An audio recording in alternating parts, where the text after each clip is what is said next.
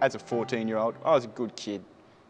I had plans, I had dreams, and I was aspiring to to a career with my life until I got epilepsy. And there was a progression over 4 years where the epilepsy affected my motor skills, my ability to read, my ability to talk and communicate with people. It affected me in school in a way where I couldn't do anything written. I had oral exams, and I wasn't allowed to play any of my sports. It shattered me. And then you get told at the age of 16 I wasn't allowed to drive because every time I'd have a seizure, you're not allowed to drive for 2 years after that.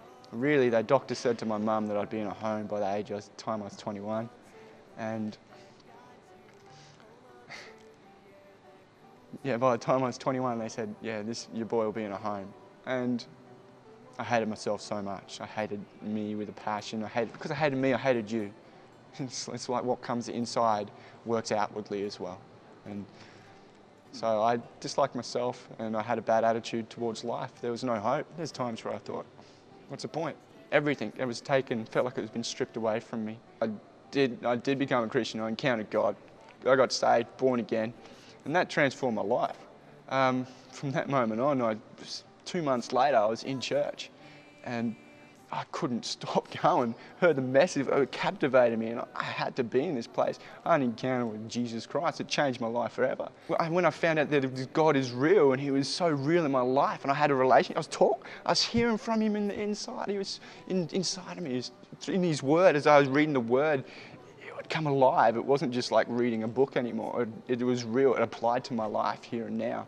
I had read in the book of Peter about God and in the gospel how Jesus is a healing God, and I'm like, you got to do that for me in my life now. You got to heal me because no one else could. And one of the ministers come around for dinner one night, and he's like, I was ashamed of what I had. He said, we're going to pray for you, and I'm like, what are you talking? This guy's a freak, man. He's just got to.